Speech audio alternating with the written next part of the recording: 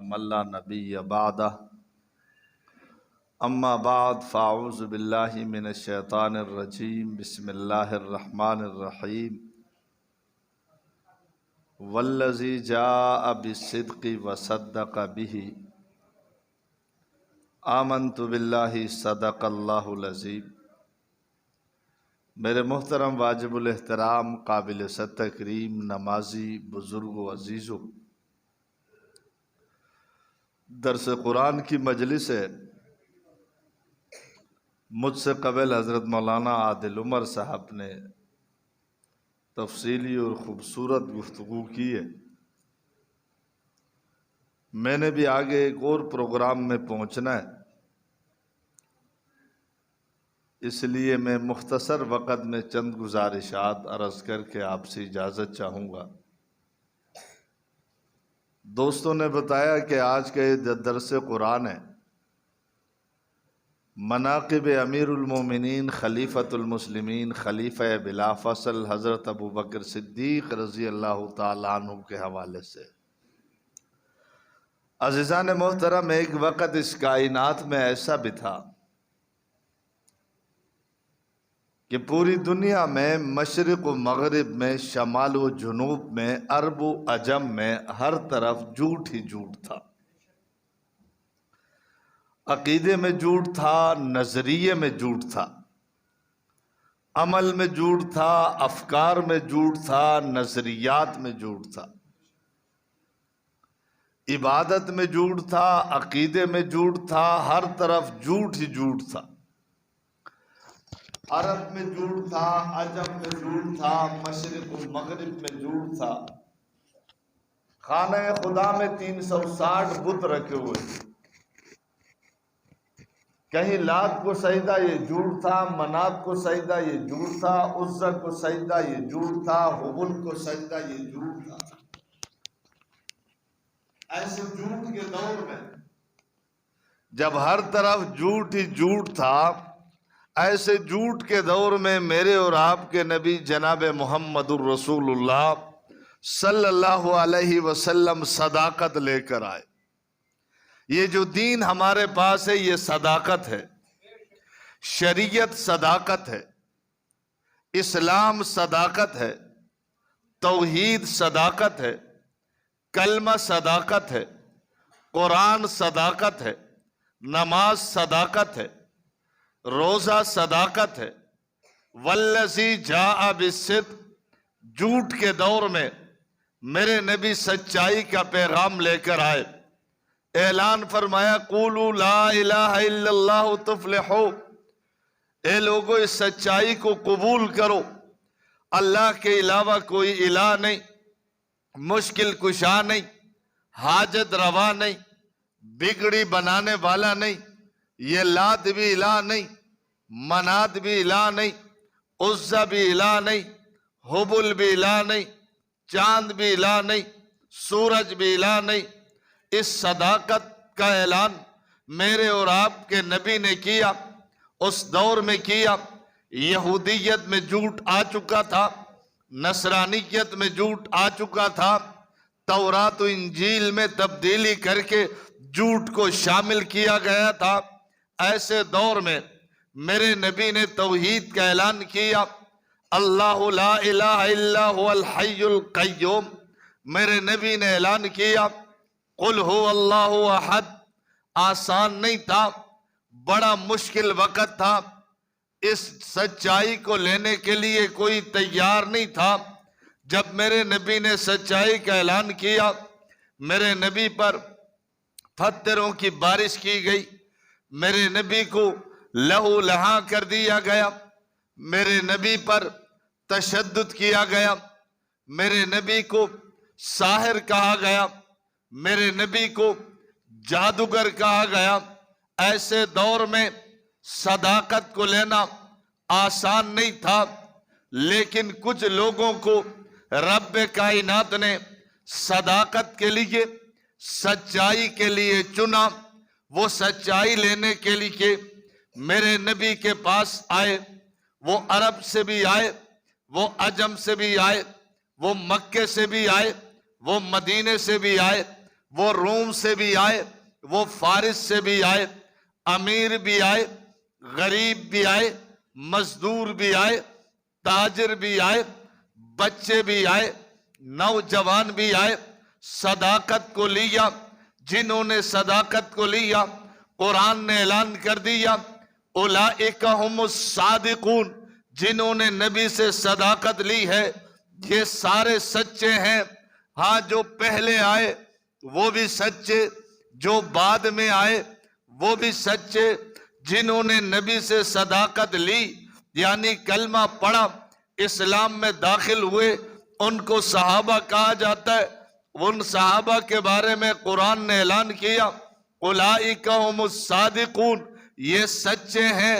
اب نبی سے صداقت لینے والے مکے والے بھی تھے، مدینے والے بھی تھے، عرب والے بھی تھے، عجم والے بھی تھے، کوئی 3-4 نہیں تھے۔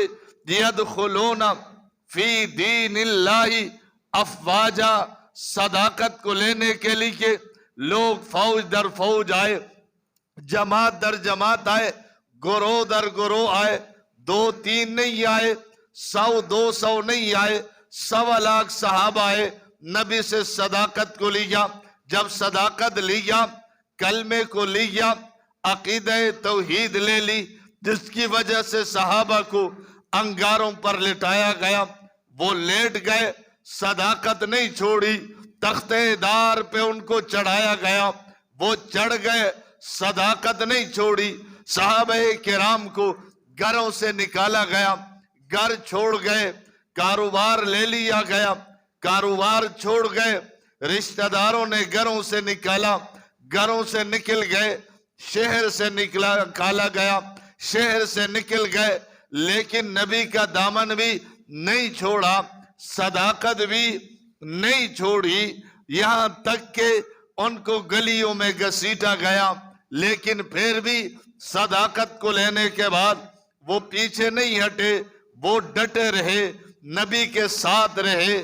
جی ہاں، ان کو درمیان سے چیرا گیا، ایک اونٹ کو یہاں باندھ کر دوسرے اونٹ کو یہاں کھڑا کر کے، ایک ٹانگ اس کے ساتھ ایک ٹانگ اس اونٹ کے ساتھ باندھنے کے بعد اونٹوں کو مخالف سمت میں چلایا گیا، درمیان سے چر گئے، لیکن صداقت نہیں چھوڑی، بلکہ وہ چرنے کے بعد بھی صداقت کے ساتھ جڑے رہے، عدالت کے ساتھ جڑے رہے، دین کے ساتھ جڑے رہے، نبی کے ساتھ جڑے رہے۔ لیکن ایسے دور میں صداقت لینا آسان نہیں تھا، آج صداقت لینا بڑا آسان ہے۔ نماز صداقت ہے، نماز پڑھ لینی بہت آسان ہے۔ اس دور میں روزہ رکھنا بہت آسان ہے، اس دور میں حج کرنا بہت آسان ہے، اس دور میں تبلیغ کرنا بہت آسان ہے۔ لیکن اس دور کا آپ اندازہ لے گئے جب عرب و عجم میں کوئی بھی سچائی کو لینے والا ایک بھی مسلمان نہیں تھا، صحابہ پوری دنیا سے ٹکرا گئے، پھر اس صداقت کو لے کر، دین کو لے کر، اسلام کو لے کر، شریعت کو لے کر، قرآن کو لے کر گھروں میں نہیں بیٹھے، بلکہ وہ اس صداقت کو لے کر کنتم خیر امت اخرجت للناس، قرآن کہتا ہے کہ یہ صحابہ بہترین لوگ ہیں۔ بہترین لوگ کیوں ہیں؟ فرمایا اخرجت للناس، ان کو صداقت پھیلانے کے لیے رب کائنات نے چنا ہے۔ نبی سے صداقت لی، صداقت کو لے کر بیٹھ نہیں گئے۔ مکے میں ان کا گھر تھا، مکے سے چلے، مدینے میں ان کا گھر تھا، مدینے سے چلے، چلنے کے بعد مشرق و مغرب، شمال و جنوب، عرب و عجم تک پہنچے۔ اس صداقت کو لے کر وہ یوں چلے، کبھی مصر کے صحراؤں میں نظر آئے، کبھی افریقہ کے جنگلات میں نظر آئے، کبھی کسی وادی کے پہاڑوں میں نظر آئے۔ انسان حیران ہو جاتا ہے۔ آپ تصور کریں، آج سے 1450 سال پہلے جب سواری کے لیے کاریں نہیں تھی، جہاز نہیں تھے، ٹرینیں نہیں تھی، گاڑیاں نہیں تھی، سفر آسان نہیں تھا، یا اونٹ تھا سواری کے لیے یا گھوڑا تھا۔ آپ حیران ہوں گے صحابہ مکے سے کیسے چلے ہوں گے، یورپ تک کیسے پہنچے ہوں گے، افریقہ تک کیسے پہنچے ہوں گے، پاکستان تک کیسے پہنچے ہوں گے۔ چند دن قبل بدین میں میرا ایک پروگرام تھا، پروگرام سے پہلے وہاں ایک تبلیغی جماعت آئی ہوئی تھی، وہ دوست میرے ساتھ بیٹھ گئے۔ بیٹھنے کے بعد تبلیغی جہاں بھی بیٹھتا ہے اپنا کام تو کرتا ہی ہے نا، میرے ساتھ بیٹھ گئے۔ بیٹھنے کے بعد انہوں نے، ان تبلیغیوں نے کارگزاری سنانا شروع کر دی۔ انہوں نے کہا مولانا اس سن میں ہم جو ہے افریقہ چلے گئے، افریقہ کے ایک دیہات میں ہماری تشکیل ہوئی، کہتا ہے اس دیہات سے کئی دن سفر کر کے ہم ایک دور دیہات میں پہنچے، کہتا ہے جب وہاں پہنچے، مسجد میں پہنچے، دیکھ کر ہم حیران ہو گئے، وہاں روڈ نہیں تھا، وہاں جانے کا راستہ نہیں تھا، لیکن جب ہم وہاں پہنچے وہ تبلیغی مجھے کہہ رہا ہے مسجدیں آباد تھی، نمازیں ہو رہی تھی، ہر گھر میں 4 مہینے لگانے والا ایک تبلیغی موجود تھا۔ وہ کارگزاری سناتے ہوئے مجھے بتا رہا تھا کہ مولانا ہم نے ان لوگوں سے پوچھا یہاں اتنے دور تم بیٹھے ہو، تمہیں تبلیغ کے ساتھ کس نے جوڑا؟ انہوں نے بتایا کہ 1996 میں پاکستان سے رائیونڈ سے کوئی جماعت آئی تھی۔ وہ تعجب کا اظہار کر رہا تھا، لیکن میں کچھ اور سوچ رہا تھا، وہ کچھ اور بتا رہا تھا۔ اس کے بعد بیان میں بھی میں نے وہاں بدین میں اس کا تذکرہ کیا، وہ یہ کہہ رہا تھا مولانا آپ دیکھیں کتنی محنت ہے۔ 1996 میں لوگ افریقہ کے اس دیہات تک پہنچ گئے، میں نے کہا ان کو بھی سلام ہے، لیکن آج جہاز موجود ہے، ٹرینیں موجود ہیں، کاریں موجود ہیں۔ میں نے کہا صحابہ کو سلام کرو، جب کچھ بھی نہیں تھا دنیا کے کونے کونے میں کیسے پہنچ گئے تھے؟ اس وقت تو کچھ بھی نہیں تھا نا، جہاز نہیں، کاریں نہیں، کشتیاں نہیں، جہاز نہیں، لیکن وہ اونٹ پر سوار ہو کر مکے سے چلے، مصر کے صحراؤں تک پہنچے، افریقہ کے جنگلوں تک پہنچے۔ میرے دوست چلتے چلتے چلتے آپ کے کراچی کے ساحل میں اترے، یہاں سے آگے بڑھے، آگے بڑھ کر آپ کا جو ٹھٹا ہے وہاں جا کر دیکھو، آج وہاں بھی صحابہ کی قبریں ہیں۔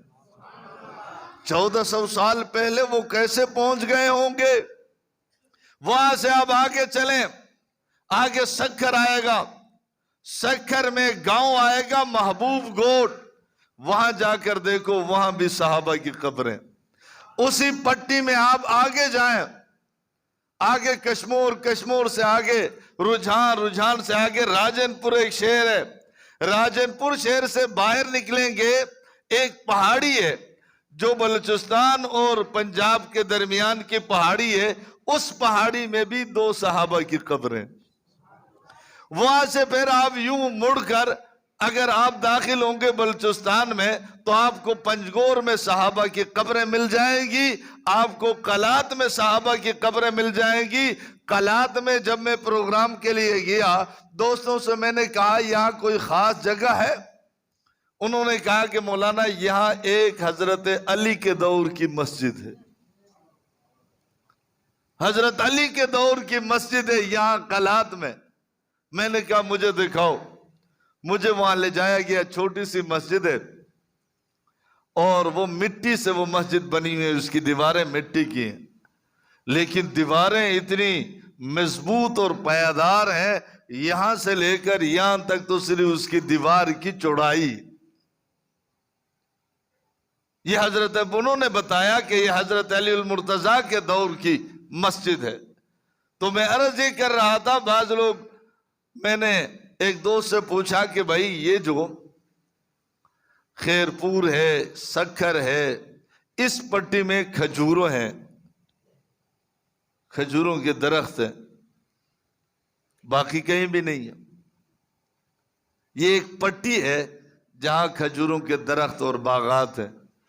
تو کہاں تک بات صحیح ہے؟ اس نے کہا کہ صحابہ کا قافلہ جا رہا تھا، وہ عرب سے چونکہ آئے تھے، وہ راستے میں چلتے تھے، کھانے کے لیے اپنے ساتھ کھجوریں رکھتے تھے، انہوں نے کا قافلہ یہاں سے گزرا، کھجوریں کھائی اور گڈلی پھینک دی، جس سے یہاں باغات آباد ہو گئے۔ اس طرح میں عرض یہ کر رہا تھا کہ اس صداقت کو لے کر اس دور میں وہ چلے تھے، چل کر یہاں تک پہنچے۔ اس وقت ہم اورنگی ٹون میں بیٹھے ہوئے ہیں اور یہاں تک نبی کا کلمہ پہنچا ہے۔ پہنچانے والے کون ہیں؟ زور سے، زور سے پہنچانے والے صحابہ ہیں۔ ہمارے پاس نماز ہے، روزہ ہے، زکوٰۃ ہے، حج ہے، قرآن ہے، سنت ہے، نبی کی ایک ایک ادا ہے۔ یہ 1450 سال پہلے نبی کو دیکھنے والے بھی صحابہ، وہاں سے لے کر ہم تک پہنچانے والے بھی صحابہ۔ اس لیے تو قرآن نے ان کی تعریف کی ہے، بار بار تعریف کی ہے صحابہ کی۔ کہیں فرمایا مفلحون ہے، کیا کہا؟ یعنی صحابہ کامیاب ہے۔ کیوں شیخ؟ کہیں فرمایا اولئک هم الفائزون، صحابہ کامران ہے۔ کہیں فرمایا کہ وعد لهم جنات، اللہ نے جنت صحابہ کے لیے بنائی۔ ایک اور جگہ ارشاد فرمایا والسابقون الاولون من المہاجرین والانصار والذین اتبعوهم بإحسان رضی اللہ عنہم ورضوا عنہ۔ فرمایا کہ مہاجر صحابہ جنتی ہیں، انصار صحابہ جنتی ہیں، اور سپاہ صحابہ والے جنتی۔ کہا کہ اس دور میں صحابہ جنتی ہیں، اس دور میں سپاہ صحابہ والے زور سے مزاح نہیں کر رہا، یہ قرآن کہہ رہا ہے والسابقون الاولون من المہاجرین والانصار والذین اتبعوهم بإحسان۔ اللہ مہاجر صحابہ سے راضی، انصار صحابہ سے راضی، اور سپاہ صحابہ سے راضی۔ یا صحابہ جنت میں جائیں گے یا صحابہ کے سپاہی جنت میں جائیں گے، اور کوئی جنت میں جائے گا ہی۔ کوئی جنت میں جانا چاہتا ہے تو وہ سپاہ صحابہ بن جائے۔ کیا بن جائے؟ کسی نے کہا کہ مولانا پھر تو جنت کو آپ نے اتنا محدود کر دیا، صحابہ جنتی، سپاہ صحابہ والے کتنے؟ یہ جنتی، باقی تو کوئی نہیں۔ میں نے کہا تجھے کس نے کہا سپاہ صحابہ کسی جماعت کا نام ہے؟ تمہیں کس نے کہا سپاہ صحابہ کسی تحریک کا نام ہے؟ تمہیں کس نے کہا سپاہ صحابہ کسی تنظیم کا نام ہے؟ سپاہ صحابہ تنظیم کا نام نہیں، تحریک کا نام نہیں۔ پوچھا کس کا نام ہے؟ میں نے کہا جس کا بھی کلمہ صحابہ سے ملتا ہے وہ صحابہ کا سپاہی، جس کا کلمہ صحابہ سے ملتا ہے وہ صحابہ کا، جس کی نماز صحابہ سے ملے، روزے کا طریقہ صحابہ سے ملے، عقیدہ صحابہ سے ملے، نظریہ صحابہ سے ملے، عمل صحابہ سے ملے، وہ اپنے آپ کو سپاہ صحابہ نہ کہے تب بھی سپاہ صحابہ ہے۔ کیونکہ کلمہ صحابہ والا لے پھر بھی سپاہ صحابہ نہیں، نماز صحابہ والی پھر بھی سپاہ صحابہ نہیں، روزہ صحابہ والا پھر بھی سپاہ صحابہ نہیں، قرآن صحابہ والا پھر بھی سپاہ صحابہ نہیں۔ جن کے پاس صحابہ والی نماز ہے، روزہ ہے، زکوٰۃ ہے، حج ہے، جہاد ہے، قرآن ہے، حدیث ہے، وہ اپنے آپ کو صحابہ کا سپاہی کہے تب بھی ہے، نہ کہے ڈر کی وجہ سے نہ کہے۔ میں نے کہا محدود تو تم نے کر لیا، دیوبندی کہتا ہے بریلوی جنت میں نہیں جائیں گے، بریلوی کہتا ہے دیوبندی جنت میں نہیں جائیں گے۔ ہم کہتے ہیں کہ جس کا کلمہ صحابہ سے ملتا ہے وہ جنتی ہے۔ دیوبندیوں کا کلمہ صحابہ سے ملتا ہے نہیں ملتا؟ زور سے۔ بریلویوں کا ملتا ہے کہ نہیں ملتا؟ اہل حدیثوں کا ملتا ہے کہ نہیں ملتا؟ حنفیوں شافیوں کا ملتا ہے کہ نہیں ملتا؟ ان کا قرآن صحابہ سے ملتا ہے نہیں ملتا؟ سب کا ملتا ہے۔ ہم نے کسی کو نکالا ہی نہیں، ہم نے نکالا ہے تو صرف شیعہ بے ایمانوں کو نکالا ہے۔ ان کا کلمہ بھی صحابہ والا، عقیدہ بھی صحابہ والا، نظریہ بھی صحابہ والا، اور ان کی عبادت بھی صحابہ والی، اور ان کا باڑہ بھی صحابہ والا، ان کا کچھ بھی صحابہ سے نہیں ملتا. ہم نے نکالا ہے تو صرف ان کو نکالا ہے. ہم نے کیا نکالا ہے؟ وہ خود نکل گئے ہیں. ہم نے کب کہا تھا تو تم کلمے میں تبدیلی کر کے 2 جزوں والا کو بدل کر 5 جزوں والا بناؤ؟ ہم نے کب کہا تھا قرآن کا انکار کرو؟ ہم نے کب کہا تھا صحابہ کی تکفیر کرو؟ ہم نے کب کہا تھا ازواج مطہرات کی تکفیر کرو؟ ہم نے کب کہا تھا ابو بکر و عمر کی توہین کرو؟ ہم نے کب کہا تھا عثمان غنی پر تبرہ کرو؟ ہم نے کب کہا تھا کہ حضرت امیر معاویہ پر تبرہ کرو؟ کلمہ جدا انہوں نے کیا، طریقہ جدا انہوں نے کیا، عقیدہ الگ انہوں نے کیا، ہم نے الگ کیا نہیں. وہ خود الگ ہے، وہ خود الگ ہے. میں نے کہا کہ نبی صداقت لے کر آئے. کیا لے کر آئے؟ اور جماعت کے لحاظ سے صحابہ کی جماعت نے سب سے پہلے صداقت کو لیا. پھر صحابہ میں والذی جاء بالصدق وصدق بہ سب سے پہلے ابو بکر نے لیا. سب سے پہلے کس نے لیا؟ سب سے پہلے اسلام لانے والا ابو بکر ہے. ابو بکر صدیق نے کلمہ پڑھا، کلمہ پڑھنے کا رواج ڈالا، نماز پڑھی، نماز پڑھنے کا رواج ڈالا، روزہ رکھا، روزہ رکھنے کا رواج ڈالا، صحابی بنا، صحابی بننے کا رواج ڈالا.